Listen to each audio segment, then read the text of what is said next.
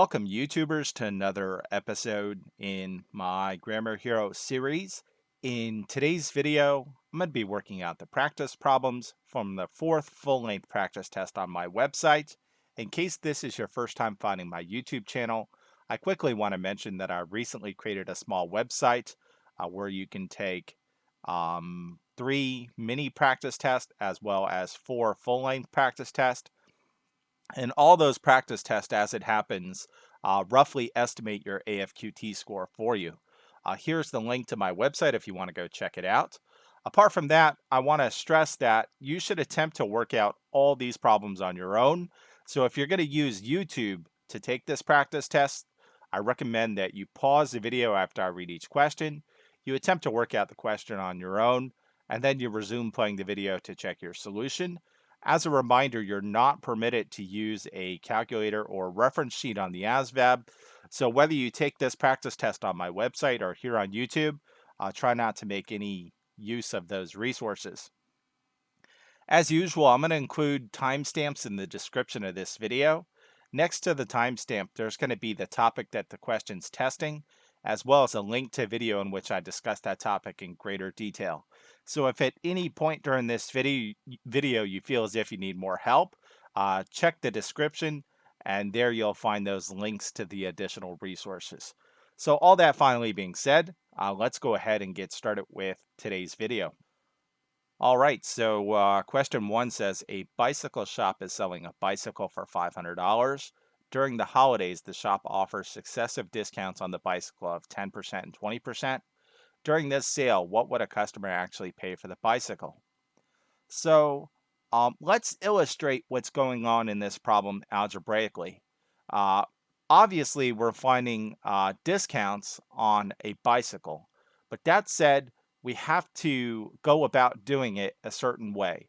So the very first thing I'm going to do is I'm going to find what this first sales price is with the 10% discount. So that's going to be sales price equals the original price of the bicycle minus the original price of the bicycle times this first discount amount. Okay.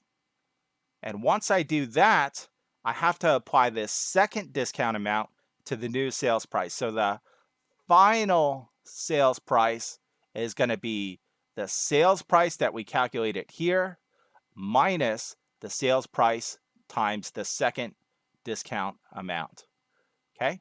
Whatever you do, don't combine these two to be 30% and take 30% off $500. That will give you the wrong answer. You have to work them out separately like this. So that said, let's go ahead and get started. We know our original price is right here. It's $500. So we'll fill that in accordingly, minus 500. The first discount amount is right here. It's 10%. And we're always going to express that in decimal form as 0.1. All right, let's keep working this out. This is actually pretty easy to do, but that said, I'll do it off to the side right here. We have 500 times 0.1. That is to say we're multiplying a whole number by a decimal. If you've watched any of my videos yet, you'll know that I'm going to get rid of this decimal by shifting it to the right one time to make this 500 times 1. And I'm going to shift that decimal one time back to the left when I'm done here. So 1 times 0 is 0, 1 times 0 is 0, 1 times 5 is 5. Shift that one decimal back into the left. So we can see 10% of 500 is 50.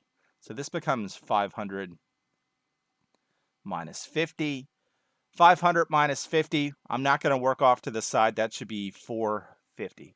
So our first sales price, after we applied a discount of 10% to the original price of the bicycle, resulted in $450. Now to find the final sales price, we're going to take our sales price, which is right here, 450. We're going to multiply that by the second discount amount, notably 20%, or 0.2 in decimal form. And this will give us our final sales price, which is what the customer will actually pay for the bicycle. So again, let's go ahead and work this off to the side. We have 450 times 0.2. That is to say we're multiplying a whole number by a decimal. Again, we want to clear that decimal by shifting it one time to the right to make this 450 times 2 with no decimals, and albeit with one decimal to shift back into the left. So 0 times 2 is 0, 5 times 2 is 10, so we're going to drop down to 0 and carry a 1. 4 times 2 is 8, plus 1 is 9, and we're going to shift our one decimal back into the left. So this becomes 450 minus 90. And in case you can't do that in your head, we'll go ahead and work that off to the side so as not to make any mistakes here. We have 450 minus 90. 0 minus 0 is 0. 5 minus 9 we can't do, so we're going to have to borrow. This is going to become 3. This is going to become 15. 15 minus 9 is 6. 3 minus nothing is 3. So we can see our final sales price, that is the sales price when the first discount was applied as well as the second discount was applied, is $360. So ultimately, the customer will pay $360 for a $500 bicycle minus these two discounts. All right, so that's that one. You should know how to calculate successive discounts.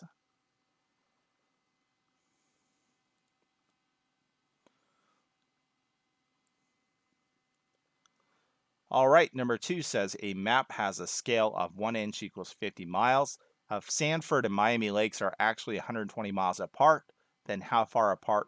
Then they are how far apart on the map? All right, so whenever you're given a scale problem that has anything that looks like this, what you want to do is set up a proportion. And a proportion is basically two fractions that are equal to each other. And on the left-hand side of the equal sign, I simply like to write in my scale. So I'm going to put 1 inch corresponds to 50 miles. On the right-hand side of the equal sign, I'm going to keep our units the same. So I have inches in the numerator over here. I'm going to put inches in the numerator over here.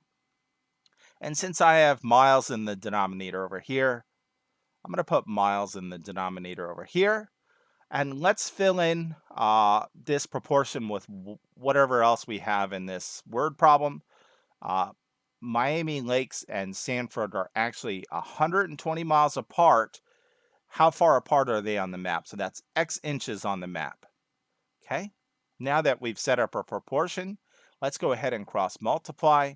I'm going to do 50 times X, which is 50X, and then 120 times 1, which is just 120. Now we're going to divide both sides by 50. This will cross out here, leaving you with X equals 120 divided by 50. Well, we can cross out these corresponding zeros to make this 12 divided by 5. And again, fractions can be regarded as fractions, or as I just read it, as long division. So I'm going to perform this long division to convert this fraction to a decimal. So again, this is 12 divided by 5. And we start by asking ourselves, how many times does 5 go into 1? It doesn't. How many times does 5 go into 12 without going over? That's 2 times. Given that 5 times 2 is 10, 12 minus 10 is 2. So at this point, we're going to have to add a decimal here and a 0 placeholder to keep doing this long division. And once we add that decimal there, we're going to bring it up right there. We're going to drop that 0 placeholder down there. How many times does 5 go into 20? That's 4 times. 5 times 4 is 20. And we can see there's no remainder. So X in this case is 2.4.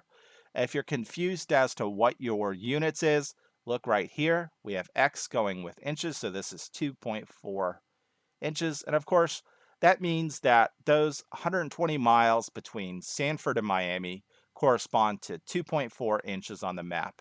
So the answer to this one is A, 2.4. All right, number 3 says during his rookie year in the NFL, a quarterback attempted 75 passes, but only completed 40 of them. What percentage of his passes did he complete?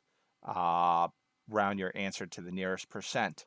So for this one, we're told that he completed 40 out of 75 passes. And we can easily convert a fraction to a percent by performing long division. But prior to doing that, I'm actually going to reduce this fraction to make it a little bit easier to work with. Specifically, I'm going to divide the numerator and the denominator by a common factor of 5. 40 divided by 5, we should know is 8. 75 divided by 5, that may not be obvious, so you can certainly work it off to the side like this. 5 goes into 7 one time without going over. 5 times 1 is 5. 7 minus 5 is 2. Drop down this 5. 5 goes into 25 5 times. 5 times 5 is 25 with no remainder. So 75 divided by 5 is going to be 15. All right, so as we did previously in this video, we're going to convert this to a decimal by performing long division. Notably, we're going to read this as 8 divided by 15. And we start by asking ourselves, how many times does 15 go into 8? Well, it doesn't. So in light of that, we're going to have to add a decimal here and a couple of 0 placeholders. It doesn't really matter how much you add. At some point, you're going to realize what the answer is. And let me just stress this. 8 is the same as 8.0000 with however many zeros you want after that decimal place. Again, 8 is the same as 8.000. All right, now that we've done that, we're going to bring up this decimal right here, and we're going to place a 0 right here since 15 did not go into 8. And now the question becomes, how many times does 15 go into 80? Again, we're going to read this by disregarding the decimal, which we accounted for up here. 15 goes into 80, as we saw over here, a maximum number of 5 times. 15 times 5 is 75. 80 minus 75 is 5. And now we have one of these zeros we can drop down. And the question becomes, how many times does 15 go into 50 without going over? That's 15 times 1, 30 times 2, 45 times 3. So the most this is going to be is 3. Give it that 15 times 3 is 45. 50 minus 45 is 5. And we got another 0 that we can drop down. 15 goes into 50, a maximum number of 3 times. 15 times 3 is 45 with 5 as a remainder. And right now we have enough to answer this question. Again, we have this decimal, 0.533. We want to round this to the nearest percent. So let's go ahead and write this as a percent now. Again, to write any decimal as a percent, you just multiply it by 100. And since we're multiplying this by a power of 10, all we do is have to shift its decimal to the right according to how many zeros there are in the power of 10. In 100, there are 2 zeros, so we're going to shift this decimal right here 2 times to make this 53.3%. Again, we're rounding to the nearest percent, which is right here, so we're going to look to the right of it, and if that number is 4 or below, we keep this number the same. If it's 5 or above, we round up. Since we have a 3 here, this is just going to be 53%, which is answer choice D in this case. All right, so that's that one.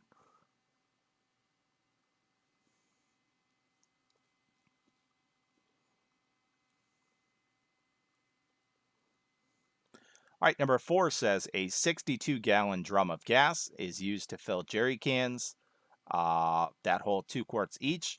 How many jerry cans of gasoline can be filled from this drum? So the very first thing I want to point out is that we have a drum that's gallons, and we have jerry cans that are in terms of quarts. So at some point, we're going to have to make a conversion. And right off the bat, you may want to jot down that 1 gallon is equivalent to 4 quarts. Okay? So what I'm going to do is I'm going to take this 62 gallons and multiply it by 4 so that I know what 62 gallons is in terms of quarts. So 2 times 4 is 8. 6 times 4 is 24. So this 62-gallon drum of gas really contains an equivalent of 248 quarts. And now this problem's much easier to do. If each jerry can holds 2 quarts, all we have to do is take 248 and divide it by 2 to figure out how many jerry cans can be filled from this drum. And this math right here is very easy to do. 2 divided by 2 is 1, 4 divided by 2 is 2, 8 divided by 2 is 4. So in other words, this 62-gallon drum of gas can be used to fill 124 jerry cans if they're each 2 quarts. Okay, so that's that one. Again, the key was knowing this conversion right here. On my reference sheet on my website, I do have all the conversions that you should consider memorizing for the test, including this one. All right, number 5 says an employee earns $925.50 per week. A total of $215.20 is withheld for federal income taxes, $45.70 for Social Security, $32.30 for state income tax, and $410 for the employee's retirement plan. After these deductions, how much will the employee's net pay be for the week? So it should be clear that to find their net pay, we're going to take their pay and we're going to subtract their deductions from it. So what I'd recommend you do, since there's a lot of deductions in this case, is add those together first. So as far as deductions go, we have $215.20 for federal income tax, $45.70, $32.30, and then $410. Okay, let's add these together now. If you want, you can go ahead and drop down your decimal in place. It's not going to move since we're just adding decimals here. 0 plus 0 plus 0 plus 0 is 0. 7 plus 3 is 10. Plus 2 is 12. Plus 1 is 13. Carry a 1. 5 plus 5 is 10. 4 plus 2 is 6. 6 plus 1 is 7. So 10 plus 7 is 17. Carry a 1. 4 plus 3 is 7, 8, 9, and then 2 plus nothing is 2. So as far as deductions go, there were a total of $297.30. So this is going to be $925.50 minus $297.30. And let's go ahead and do this vertically so it's a little bit easier. We have $925.50 minus $297.30. 0 minus 0 is 0. 5 minus 3 is 2. Drop down your decimal. 5 minus 7 we can't do, so we're going to have to borrow. This is going to become 1, and this is going to become 15. 15 minus 7 is 8. 1 minus 9 we can't do, so we have to borrow. This becomes 8, and this becomes 11. 11 minus 9 is 2. 8 minus 2 is 6. So after those deductions are removed from their pay, they take home $628.20. All right, so that's that one.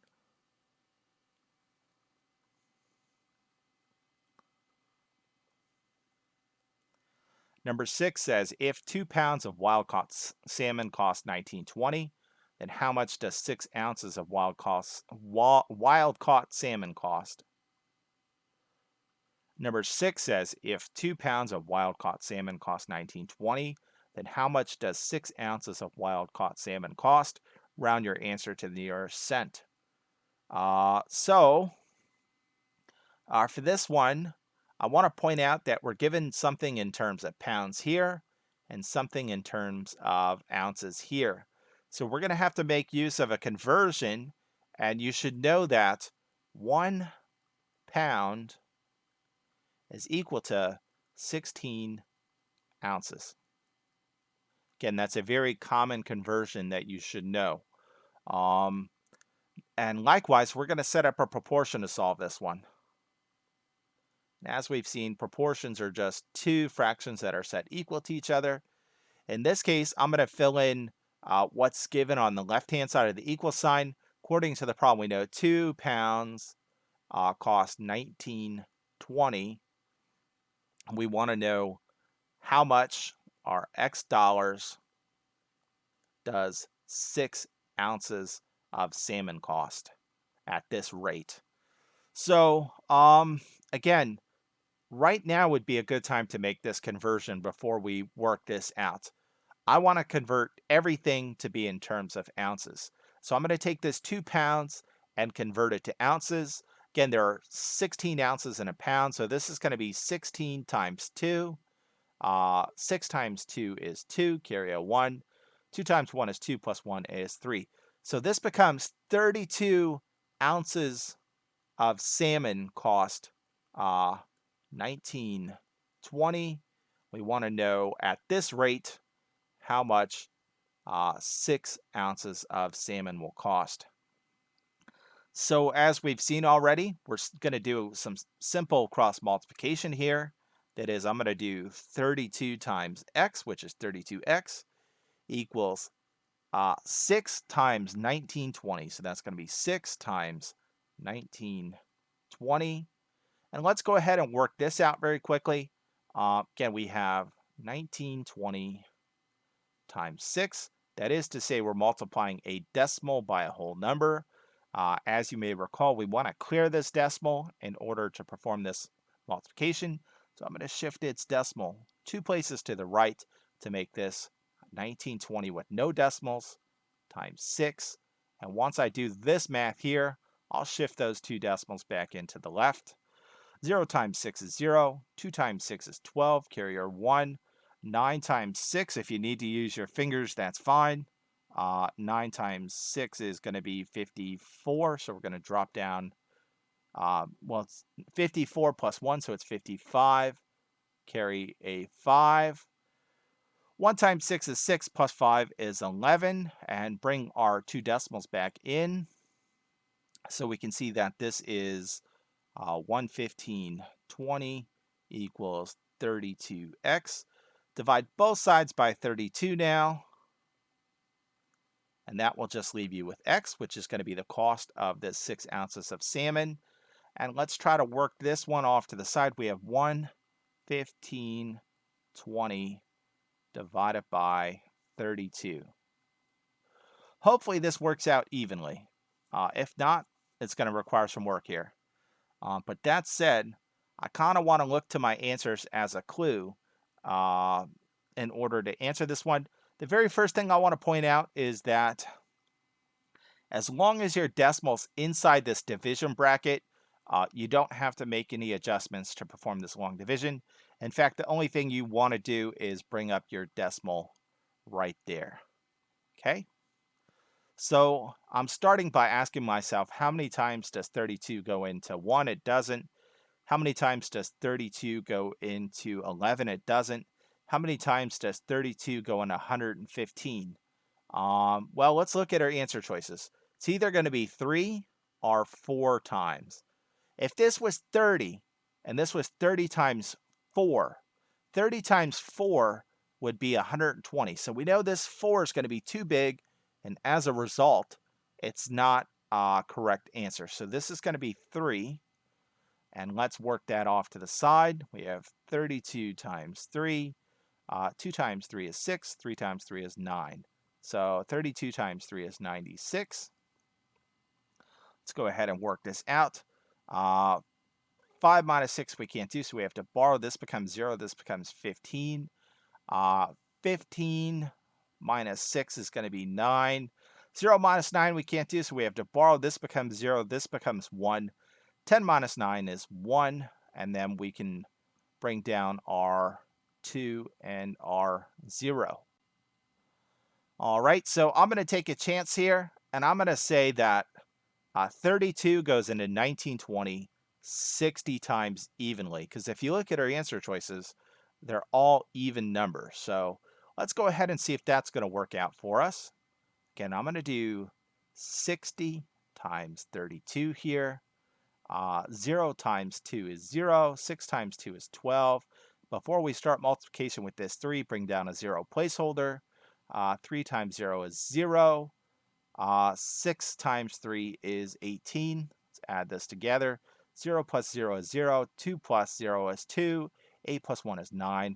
1 plus nothing is 1. So as we can see, 60 times 32 is 1920 with no remainder. And that is the answer to this question. Again, X is 360, which means that this salmon, this 6 ounces of salmon will cost you $3.60 if 2 pounds cost you $19.20.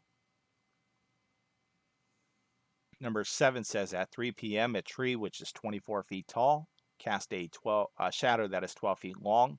At the same time, a nearby tree cast a shadow that is only 6 feet long. How tall is the nearby tree? So in this case, we're dealing with similar figures. And in case it's not obvious, let's go ahead and make a little diagram. This is the 24 foot tall tree. And according to the problem, it cast a shadow that's 12 feet long. Here's the nearby tree, which only cast a shadow that is 6 feet long. If we go ahead and enclose these, you can see that they're nothing more than triangles, and we want to know how tall this tree is over here. So again, we can set up a proportion in light of the fact that these are similar figures in order to solve this one. Again, proportions are nothing more than fractions that are equal to each other.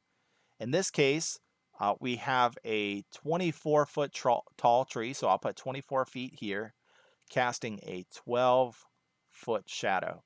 So I have the height of the tree in the numerator and the length of the shadow in the denominator, which means I'm going to put x here because this x refers to the height of the tree, and I want to keep that the same across the equal sign, casting a 6-foot shadow. All right, so we're just going to do cross multiplication to solve this one. So we're going to do 12 times x, which is 12x, equals 6 times 24. Can't do that in your head. We can go ahead and work it off to the side. We have 24 times 6. 4 times 6 is 24, carry a 2. 6 times 2 is 12, plus 2 is 14. So this is 12x equals 144. And unlike the previous problem, where the math was very tedious and difficult, all we do is have to divide by 12 in this case. This crosses out. This says x equals 144 divided by 12. Well, 144 divided by 12 is 12. So we know x refers to the height of this nearby tree, and it is, according to our work here, 12 feet tall. All right, so that's that one. Again, in some cases, the math's going to be very easy. In other cases, you're going to get bogged down doing long division. So that's normal. That's why I put these problems in this practice test. Don't give up. Work your way through those difficult problems.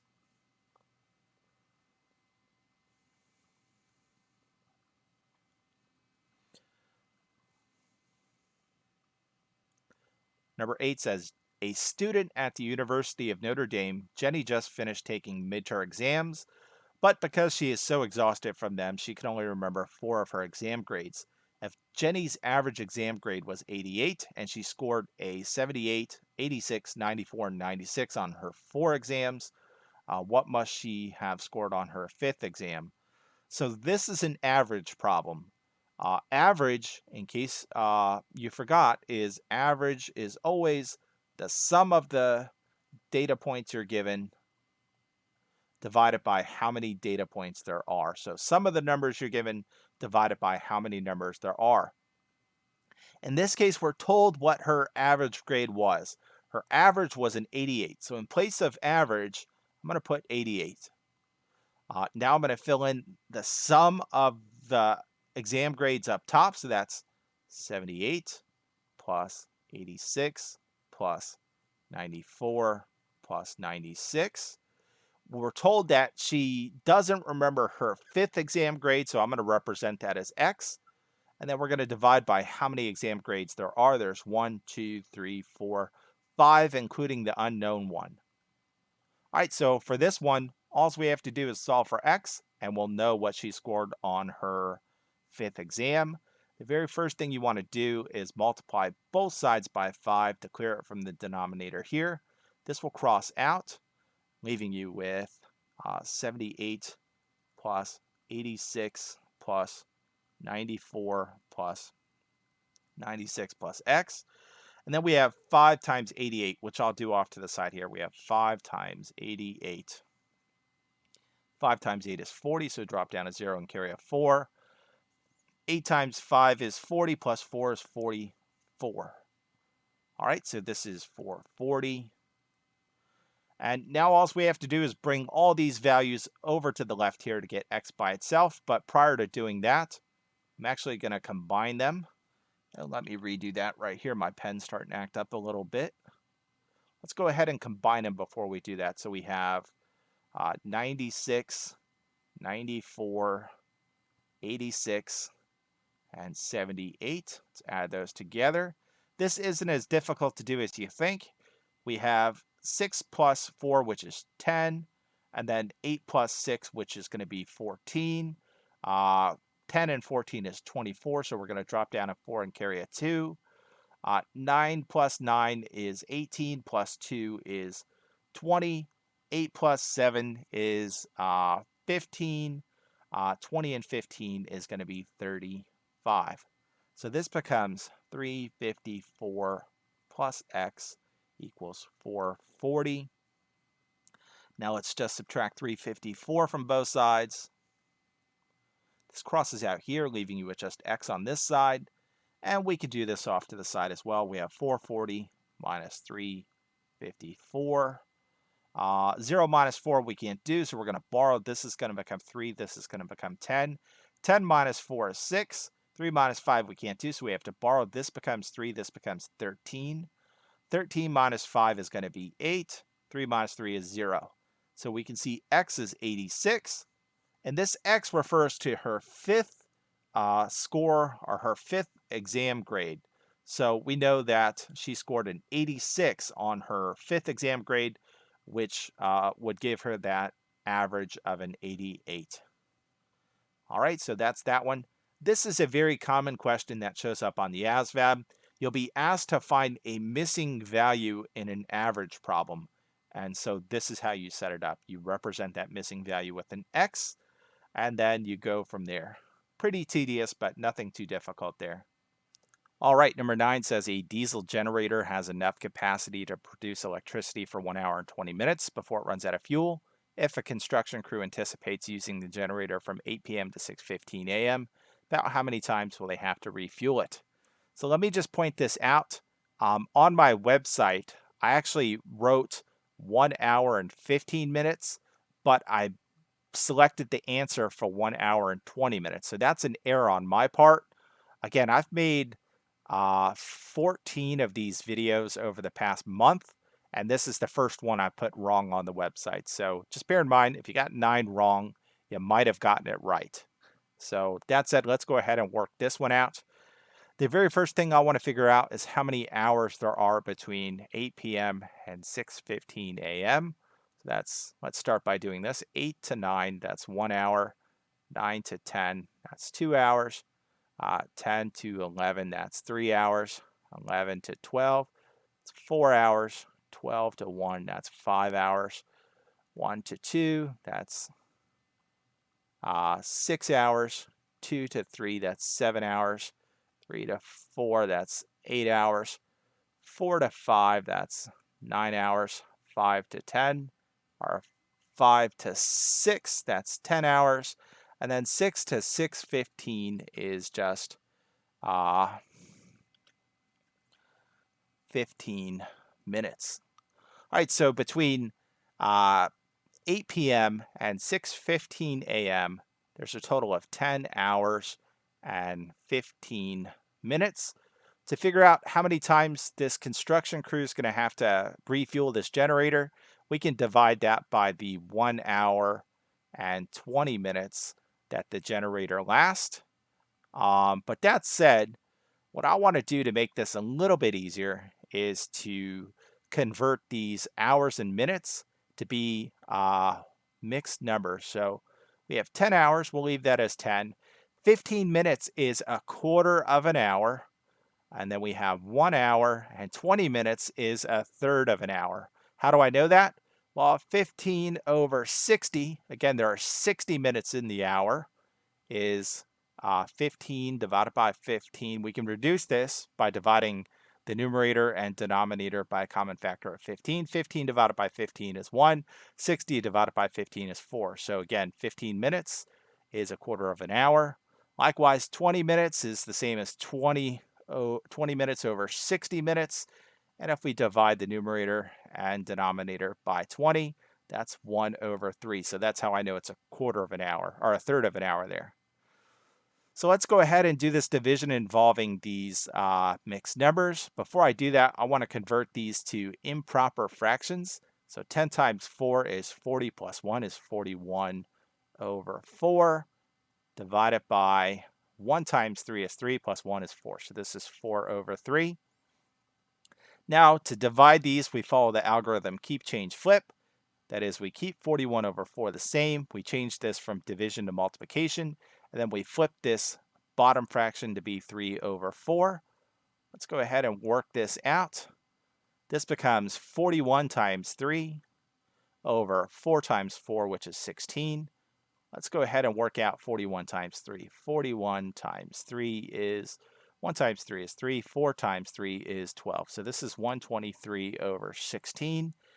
And we're going to use long division to convert this to a decimal. So it's going to be 123 divided by 16. And if we look at our answer choices, this one starts with 6, 7, 7, and 8. I'm going to say 16 goes into 123 a maximum of 7 times. So 6 times 7 is 42. We're going to drop down a 2, carry a 4.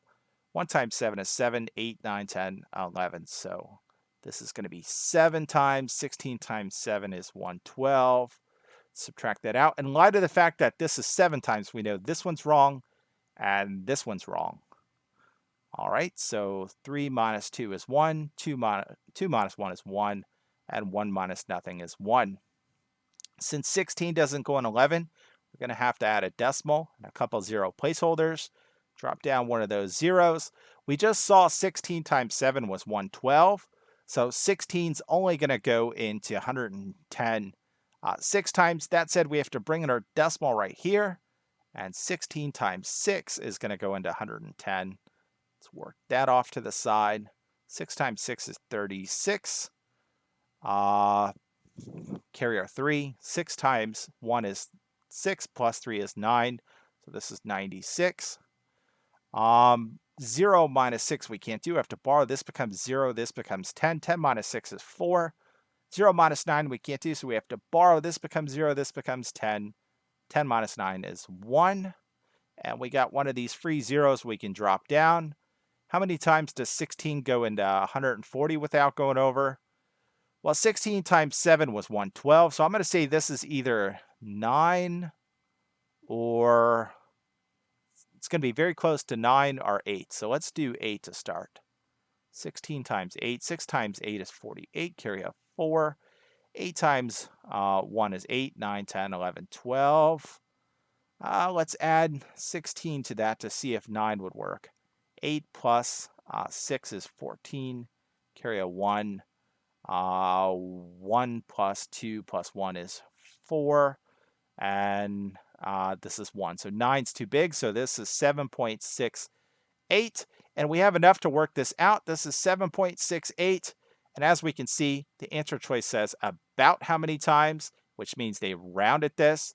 More specifically, they looked here, looked to the right. Since this number to the right is 5 or greater, they rounded up to be 7.7. So about 7.7 times they'd have to fill up this generator. All right, so that's that one. Again, there was a mistake on the website. I fixed it, so everything's good to go on that end.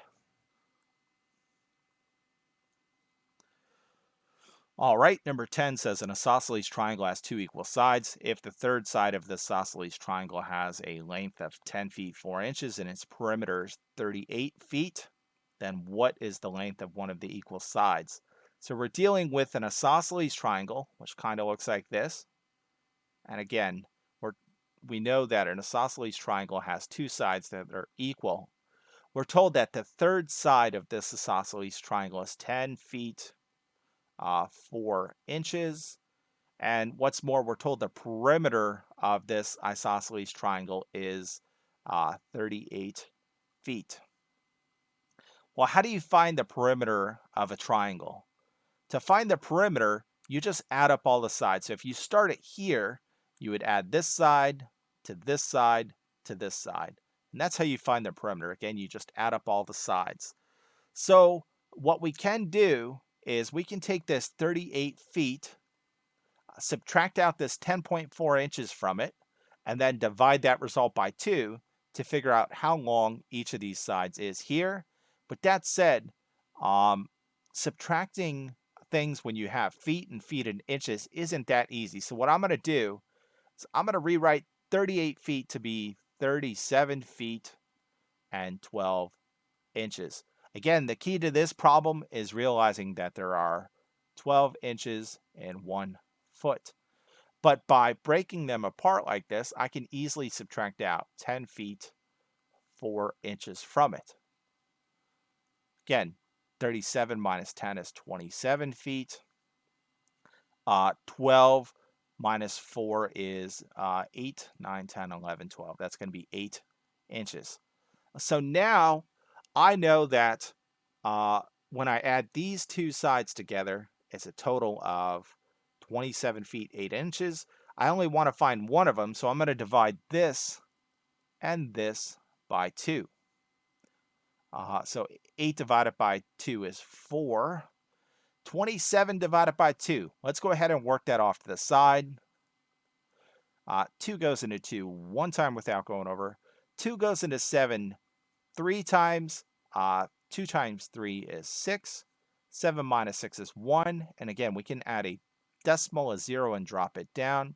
2 goes into 10 5 times. What this says is this 27 feet, when you break it into 2 parts, is 13 feet, and it's not 5 inches. Again, that 0.5 is half a foot. So 13 feet, 6 inches. And again, we have to add our inches together to get the total. So it's 13 feet, 10 inches. That is to say, each of these sides is 13 feet, 10 inches. And this one is 13 feet, 10 inches as well. So the answer to this one is B, 13 feet, 10 inches. And if you want to check your work, you can add all these together and see if they add to 38 feet. 13 and 13, and let's do it very quickly. 13, 13, and 10. Again, I'm just adding the feet of the sides of this triangle. 13 and 13 is 26, plus 10 is 36. Let's add the inches together. We have 10 inches, 10 inches, and 4 inches. So 10, 10, and 4. That's 10 and 10 is 20, plus 4 is 24. This is inches, this is feet. Well, there are 12 inches in a foot, so this 24 inches is the same as 2 feet. So we have 36 feet plus 2 feet, which is 38 feet. So we can see that these do in fact add to 38 feet as a perimeter. So we know our math's correct in this case.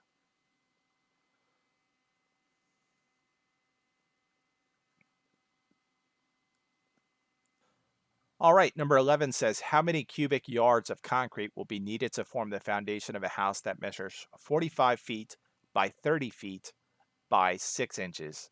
So there are a few things I want to point out right away. First, we're dealing with cubics. So that's a clue that we're going to be working with volume. What's more, I also want to point out that we have 3 different measurements here. We have yards, we have feet here, and inches here. So the first thing I want to do is make sure I can convert from one to the other pretty easily. So there are 3 feet in 1 yard, and likewise there are 12 inches in 1 foot. All right, with that in mind, let's just go ahead and find the volume of this foundation. And again, volume is length times width times height. And thankfully enough, they gave our measurements to us in that form. So we have 45 times 30 times, I can't write 6 here. That's 6 inches. Well, what do we know about 6 inches?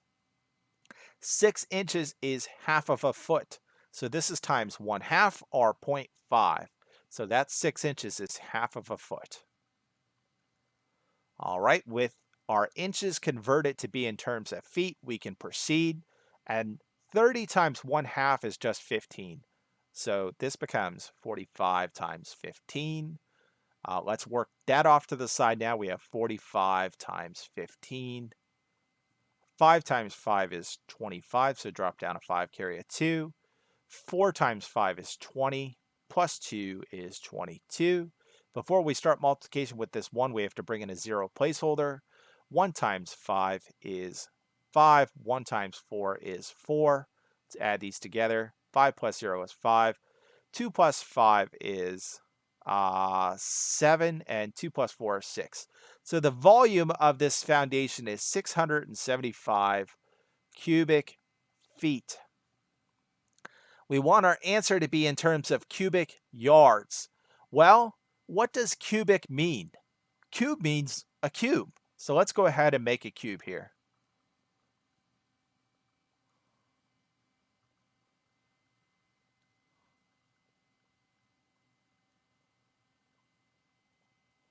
And we're going to make this cube first to be a yard, and then we'll convert that to be in terms of feet. So to find the volume of a cube, it's always side times side times side, since all the sides are equal. So for example, if I wanted to find the volume of a cube that was 1 yard by 1 yard by 1 yard, that would be 1 times 1 times 1. Well, what do we know about uh, yards and feet? Again, the volume of a cube that's 1 by 1 by 1 is just 1 cubic yard. Well, we know there are 3 feet in a yard, so let's replace this 1 yard with 3 feet, 3 feet, and 3 feet. So the volume of 1 cubic yard is the same as the volume of a cube. That's 3 feet by 3 feet by 3 feet. 3 times 3 is 9, times 3 is 27 feet squared, or cubed. Sorry about that. So we can see that 1 cubic yard is the equivalent of 27 cubic feet. So to convert these 675 cubic feet to be in terms of cubic yards, we'll take 675 and we'll divide it by 27. Okay? All right, so the very first thing we're going to ask ourselves is how many times does 27 go into 67 without going over? That's going to be at most 2 times. And let's work that off to the side. 27 times 2 is 7 times 2 is 14, carry a 1. 2 times 2 is 4 plus 1 is 5. So this is 54. Subtract that out now. 7 minus 4 is 3. 6 minus 1, or 6 minus 5 is 1. Drop down this 5. How many times does 27 go into 135? Well, we know it's not 0 times. We know it's not going to be 3 times. It might be 5 or 7 times. So let's take 27, multiply it by 5. 7 times 5 is 35, carry a 3. 2 times 5 is 10, plus 3 is 13. So this is 5. 27 times 5 is 135 with no remainder. So this volume in terms of cubic yards is 25 cubic yards, which is answer choice C in this case. All right, number 12 says, after a new president took office, the price of gasoline rapidly rose from 210 to 305 per gallon. What was the approximate percent of increase in the price of gasoline? So for this one, we're trying to figure out what the percent change was from 210 to 305. So percent change can be easily found by using this formula. You take your new value minus your old value over your old value. And if you want, you can multiply it by 100. Well, in this case, we know our old value is 210. That's the old price of gasoline. It rose to 305. So that's our new price of gasoline. So let's just plug those two things in here. We have 305 minus 210 over 210 times 100. So the very first thing I'm going to work out is 305 minus 210. And let's do that off to the side. 5 minus 0 is 5.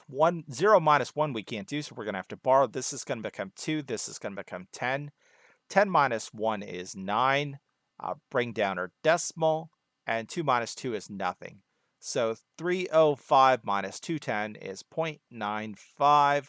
This, of course, is over 210. Again, it's times 100 off to the side here.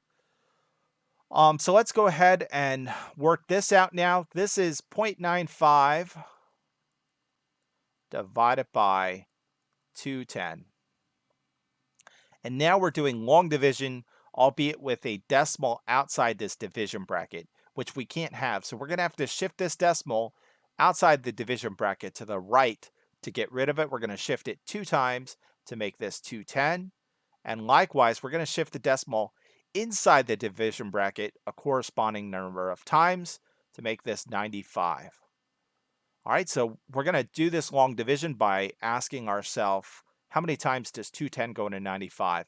It doesn't, so I have to add a 0 placeholder here, bring up my decimal right there, and the question becomes, how many times does 210 go into 950 without going over? Well, 200 times 5 would be 1,000. So we know our answer is not going to start with the 5 in this case. It's going to have to start with the 4. And let's work that off to the side. We have 210 times 4. 0 times 4 is 0. 1 times 4 is 4. 4 times 2 is 8. So this is 840. 0 minus 0 is 0. 5 minus 4 is 1. And 9 minus 8 is 1. Again, we have a free 0 here that we can drop down. And the question becomes, how many times does 210 go into 1100 without going over? Well, this is important because, again, we know it's not 0, so this answer choice is not correct either. But these two are very close. So we're going to have to work this one out pretty precisely. And we're going to have to precisely know how many times 210 goes into 1100. Well, 200 times 5 would be 1,000. 210 times 6 would be 1,200. So this is going to be 5. And let's work that off to the side. We have 210 times 5 here. 5 times 0 is 0. 5 times 1 is 5. 5 times 2 is 10. So that's 1050. And now we have to work it out one more time because, again, approximate percent. We're either going to round to 45% or round up to 46%. And we need one more place to do that. So let's work this out. 1150 minus 1050 is just 50. And again, we have a free 0 that we can bring down right here. And the question becomes, how many times does 210 go into 500? Well, that's pretty easy to answer. It's going to be about 2 times. And let's work that off to the side. Again, if this was 200, 200 times 3 would be 600. And let's see if 200 times 2 is small enough. 0 times 2 is 0. 1 times 2 is 2. 2 times 2 is 4. So this is 2 times 200 times 2 is 420. And now we have enough to answer this. Again, if you want, you can continue this by, and let me get rid of this work here.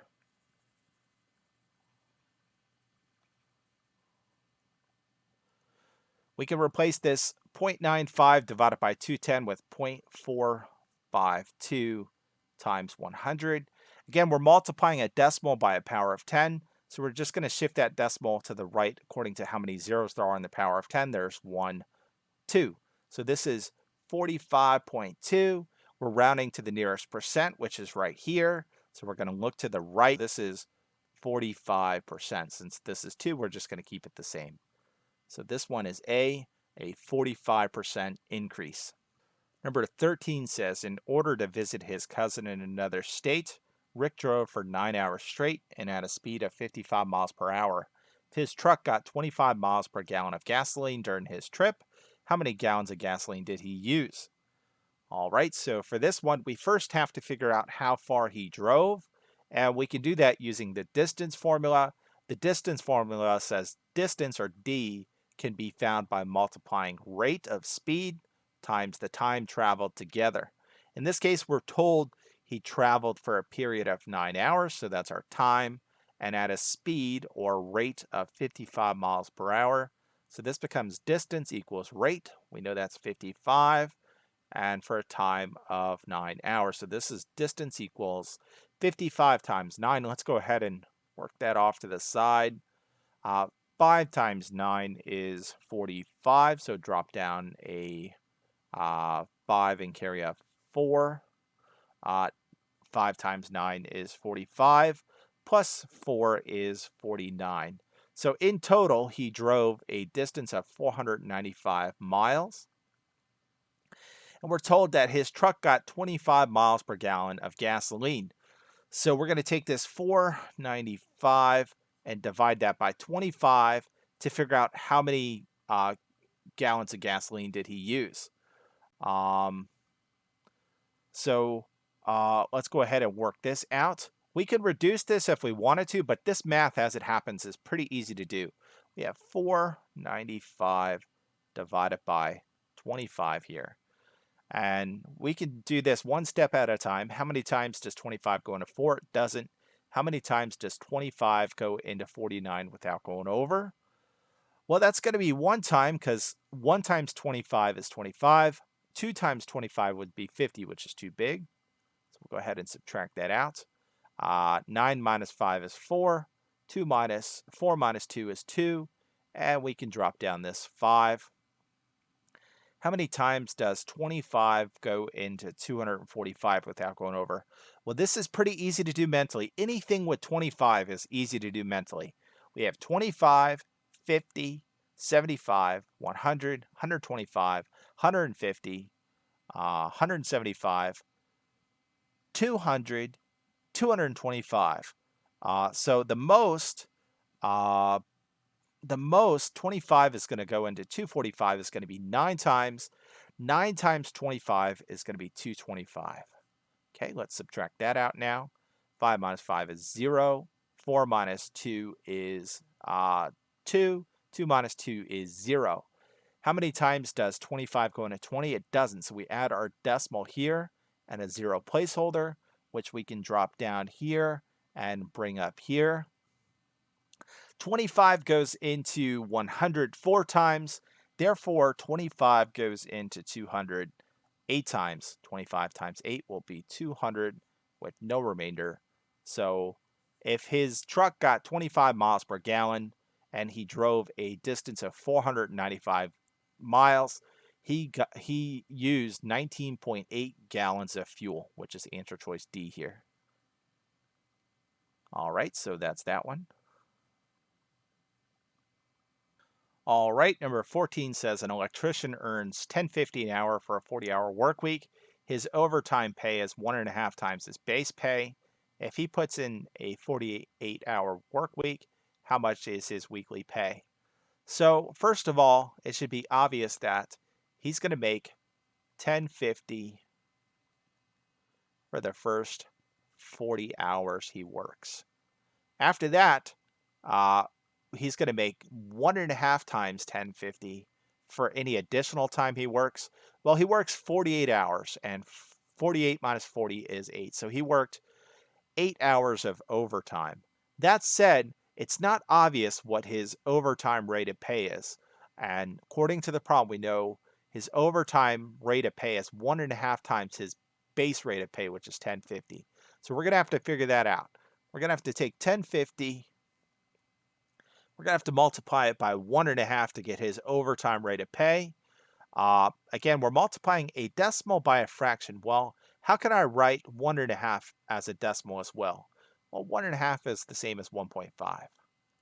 All right, to multiply these two decimals, we want to clear the decimals temporarily, which means we want to shift the decimal in 1050 2 times to the right, and likewise we want to shift the decimal and 1.5 1 times to the right. So this becomes 1050 times 15, albeit with 3 decimals to shift back into the left. Again, we moved the decimal place 2 times here, 1 time here.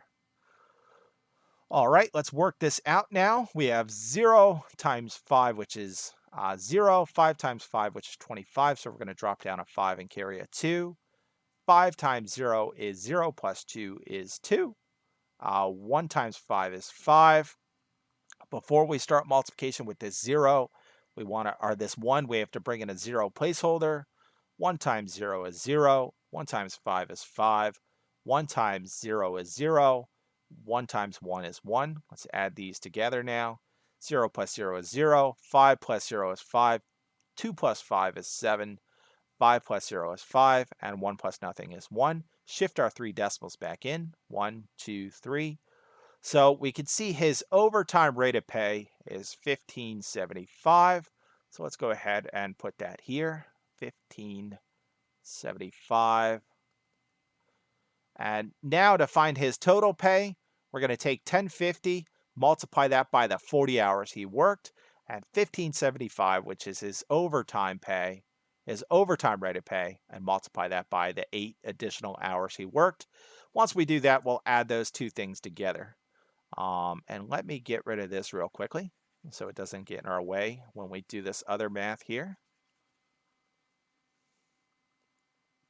So we have 1050 times 40. And again, we're multiplying a decimal by a whole number. We temporarily want to get rid of that decimal in 1050 by shifting it 2 times to the right to make this 1050 times 40, albeit with 2 decimals to shift back into the left at the end when we're done. 0 times 0 is 0, 5 times 0 is 0, 0 times 0 is 0, 1 times 0 is 0. Before we start multiplication with this 4, we have to bring in a 0 placeholder. 4 times 0 is 0, 5 times 4 is 20, so bring down a 0, carry a 2. 4 times 0 is 0, plus 2 is 2. 1 times 4 is 4. Let's add this together. 0 plus 0 is 0. 0 plus 0 is 0. 0 plus 0 is 0. 0 plus 2 is 2. 4 plus nothing is 4. Shift our 2 decimals back in. So we can see that 1050 times 40 is going to be 420. So he made $420 at his normal rate of pay. Let's do the same thing to figure out his overtime pay. That's going to be $15.75 times 8. Again, we're multiplying a decimal by a whole number, so we want to shift that decimal 2 times to the right to get rid of it to make this 1575 with no decimal times 8. And once we work this out, we'll shift our decimals back into the left. 5 times 8 is 40, so bring down a 0 and carry a 4. 7 times 8 is 56, plus 4 is 60, so bring down a 0 and carry a 6. 5 times 8 is 40, plus 6 is 46, carry our 4. 8 times 1 is 8, 9, 10, 11, 12. Bring our 2 decimals back in, so we can see that he made $126 in overtime. To figure out how much he made in total, we'll take our 420 and add it to 126, and that's not too hard to do. We can do it right here. 420, 126. 0 plus 6 is 6. 2 plus 2 is 4. 5 plus 1, 4 plus 1 is 5. So we can see that he made $546 for the week, which is answer choice D in this case. A lot of tedious math for this one, but nothing too difficult. All right, number 15 says a company bid $500,000 on and won a contract to renovate a city's dog park. The company estimates that they will spend 1/10 of this amount on labor, 1/4 for construction supplies, and 1/2 for plumbing, HVAC, and electrical work. If the company estimates that the remainder is profit, how much do they expect to earn from this contract? All right, so let's go ahead and think about how we're going to solve this one. I'm going to represent this contract as a 1. So imagine if you won a contract and didn't have to do any work. You would just get that contract, the money from that contract. That said, for this one, we have to subtract out 1/10, which is the cost of labor, minus 1/4, which is the cost of construction supplies, minus 1/2 for the cost of plumbing, HVAC, and electrical work. All right, so as you can see, we're doing subtraction involving fractions here. The very first thing I'm going to do is rewrite this 1 as a fraction itself. And to write whole numbers as fractions, you can place them over 1. So this is 1 over 1 minus 1 over 10 minus 1/4 minus 1/2. All right, so in order to subtract fractions, your denominators have to be the same. For this problem, we have denominator 1, 10, 4, and 2. Uh, this one should be pretty easy to do mentally, but 1, 10, 4, and 2 all have a common factor of 20. So in other words, we're going to rewrite all these fractions such that they are over 20. To write 1 as 20, we would have to multiply it by 20. We're going to do that to its numerator. So 1 is the same as 20 over 20. To write 10 as 20, we would have to multiply it by 2. We're also going to do that to its numerator. 10 times 2 is 20. 1 times 2 is 2. To write 4 as 20, we would have to multiply it by 5. We're also going to do that to its numerator. 4 times 5 is 20. 1 times 5 is 5. To write 2 as 20, we would have to multiply it by 10. We're also going to have to do that to its numerator. 2 times 10 is 20. 1 times 10 is 10. Now that these fractions all have the same denominators, we can make one big fraction like this. We can do 20 minus 2 minus 5 minus 10. And I'm going to combine this 10, 5, and 2. So this is the same as 20 minus 10 plus 5 is 5 plus 2 is 17 over 20. 20 minus 17 is going to be 3, and that's 3 over 20. So after we deduct all these expenses from the contract, we're left with a profit of 3 over 20. And we want to figure out what proportion of 500,000 that is. So we're going to take our $500,000 now. We're going to multiply it by 3 over 20. And in case it's not obvious, this is the same as multiplying two fractions. Again, any whole number can be written as a fraction by placing it over 1. And when you multiply two fractions, you just multiply straight across like so. That is to say you do 500,000 times 3 over 1 times 20, which is just 20. All right, let's go ahead and work this out. Again, what I'm going to do here in this numerator is some mental math here. I know 5 times 3 is 15, so I'm going to write that down right here. And then I'm just going to tack on these zeros here. So that's 0, 0, 0, 0, 0. So 500,000 times 3 is 1.5 million. And that's over 20. And again, all fractions can be regarded as long division. To make this math a little bit easier, I can cross out one set of these corresponding zeros to make this 150,000 over 2. And that should be very easy to do mentally. 15 divided by 2 is 7.5. Therefore, 150,000 divided by 2 is going to be 75,000. Okay, so this one is B, 75,000. If you want, I can work this out for you just to prove it. We have 150,000 divided by 2. 2 goes into 15 7 times without going over. 2 times 7 is 14. 15 minus 14 is 1. And now we can drop down all of these zeros. 2 goes into 10 5 times. 2 goes into 10,000 5,000 times.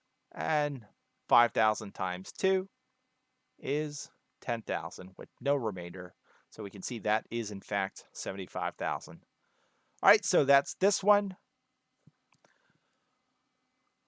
All right, number 16 says tickets to a movie cost $7 for adults and $4 for students. If a group of friends purchase 12 tickets for $60, determine the total number of adult and student tickets that were purchased. So whenever you have to solve for two things at once, in this case, we have to solve for adults and students, that should be a clue that you're going to need a system of equations to do so. And typically in system of equations, you're only dealing with two variables. So in this case, we're dealing with adults, which I'm going to call X, and student tickets, which I'm going to call Y. All right, so let's reread through the problem to see what we have and make an effort to write a system of equations to represent what's going on in this problem. So we're told that adult tickets were $7, so that's 7x, and student tickets were $4, so that's 4y. And what's more, we're told that they spent $60 in total on tickets. So 7 times the number of adult tickets they bought plus 4 times the number of student tickets they bought totaled $60. What's more, they were told that they bought 12 tickets. So that's x plus y equals 12. All right, now that we have a system of equations, we can solve this one pretty easily. Again, as far as solving system of equations go, you have three routes you can take. You can do the substitution method, the elimination method, or if you're very advanced at math, you can use some linear algebra. But that said, we're going to use the elimination method in this case, and that says multiply either one or both of these equations by a constant, such that when you add the two equations together, one of the variables is eliminated. So in this case, I know if I multiply this bottom equation by -4, when I distribute this -4 to this y and add -4y to +4y, that variable is going to be eliminated. So let's go ahead and work on doing that. Again, I'm not multiplying this top equation by anything, so we're just going to copy that down. That's 7x plus 4y equals 60. And then let's take this -4 and distribute it here, here, and here. So -4 times x is -4x.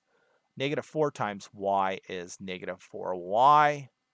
And -4 times 12. If you can't do that in your head, we can work it off to the side.